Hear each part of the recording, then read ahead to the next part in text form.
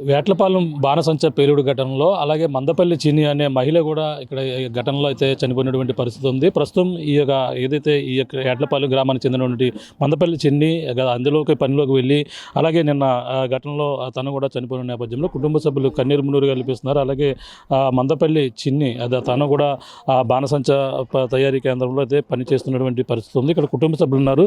అమ్మ చెప్పమ్మా, ఎన్నాళ్ళ నుంచి పనిచేస్తుందమ్మా అందులో?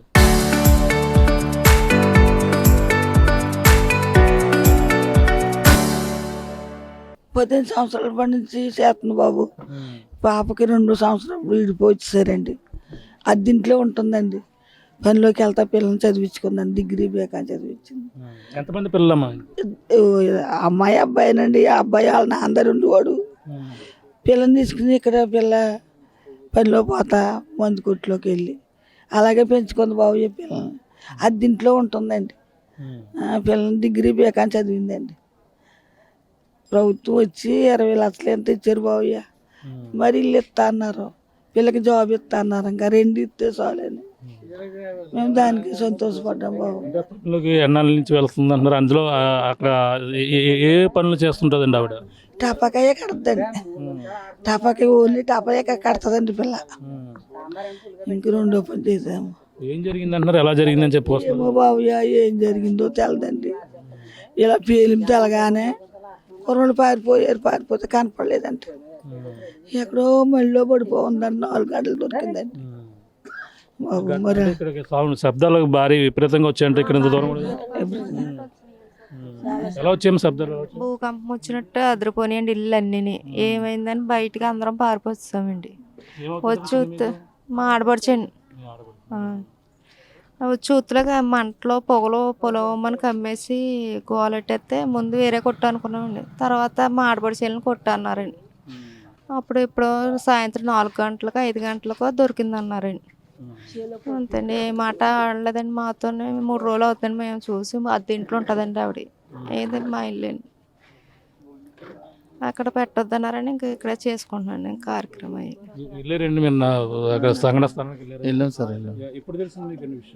నేను మధ్యాహ్నం పేలిన 1 అరగంటలో తెలిసింది సార్. నేను ఆటో మీద అనౌన్స్మెంట్ తిరుగుతున్నానండి. చర్చిలో మీటింగ్స్ ఉంటే అనౌన్స్మెంట్ తిరుగుతుంటే తెలిసిన అరగంటలో పేలిపోయిన 1 అరగంటలో తెలిసిందండి. అక్కడి నుంచి వచ్చి తిరిగి కూడా మొత్తం అంతా నిలకంగానే ఎక్కడ దొరకలేదు సార్. సాయంత్రం 4 గంటలకు మాత్రం దొరికింది సార్. మళ్ళీ పడిపోయిందని చుట్టూ టెంపుల్ చాలా అయిపోయాను. ఎవరెవరు చనిపోరో ఎలా తెలియలేదండి. లాస్ట్లో మళ్ళీ ఉంటే తిరిగి చూస్తే మనిషి మా అక్క దొరికింది సార్. మా అక్క అండి ఆవిడ. ఈ పని అయితే 10 సంవత్సరాల నుంచి చేస్తుందండి. ఆ కొట్లకి అయితే 3-4 సంవత్సరాల నుంచి వెళ్తున్నట్టు. అంటే అక్కడ ఇన్సూరెన్స్లు అటువంటి ఏమైనా ఉంటాయండి వాళ్ళకి? ఫస్ట్ నుంచి కూడా చెప్పడం ఇన్సూరెన్స్ ఉండడం వాళ్ళకి ఎలాంటి ఏమైనా ఉంటాయని చెప్పడం అంటారా సార్? మరి చేంజ్ చేయలేదు తెలియదు సార్. మాకు తెలియదండి. అంటే నేను ఆ పనులకి వెళ్ళండి. ఇప్పుడు తిన ఒకరితో వెళ్తుందండి. వ్యవసాయ పనులు కూడా లేవు కదా సార్. ఈ పని మీద బతుకుతారండి ఆవిడకి. పాప డిగ్రీ చదువుతుంది. బాబు ఉన్నాడండి. అక్కడే ఉంటుందండి. మా బావగారితో ఇప్పుడు చిన్నప్పుడే పిల్లలు చిన్నప్పుడే ఇడిపోయి పిల్లల్ని పెంచుకుంటుందండి. పిల్లల్ని ఎద్దింట్లో ఉంటా పెంచుకుంటా దొరక చేసుకొచ్చిందండి. ఇంకా ఆధారం కూడా లేకుండా పోయిందండి ఆ పాపకి.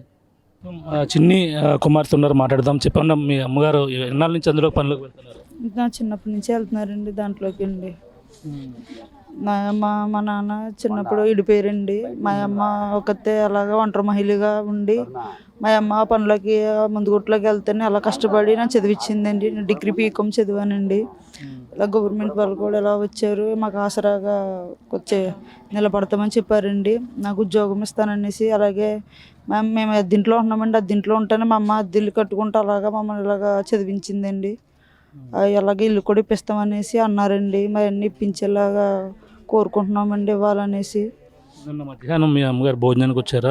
ఉదయం ఇప్పుడు ఏ సమయానికి? ఉదయం వెళ్ళిపోయారండి. మళ్ళీ భోజనం పట్టుకుని వెళ్ళిపోయారండి. మళ్ళీ వచ్చి ఇలా ఒంటరి మహిళకి ఇలాగ పింఛన్ ఇస్తుంటే తీసుకుని మళ్ళీ వెళ్ళిపోయారంటండి. ఎన్ని గంటలకు వచ్చారు? పెన్షన్ తీసుకున్నాక ఎన్ని గంటలకు వచ్చారు? తెలియదండి టైం అండి. తీసుకుని వెళ్ళిపోయారంటండి. మళ్ళీ నాకు ఆఫ్టర్నూన్ తెలిసిందండి ఘటన. ఆఫ్టర్నూన్ తెలితే ఇంకా మా అమ్మ ఇంకా అక్కడెక్కడ కాపాడలేదండి. అప్పటికి ఇంకా అలా వెళ్ళిపోయారు అనేసి అంటే ఎక్కడ దాక్కున్నారేమో అనేసి అనుకున్నామండి. అలాగే చూసామండి వస్తుంది అనేసి. ఇంకా రాలేదండి. ఇంకా అలా శవమయ్య వచ్చిందండి మా అమ్మ అండి.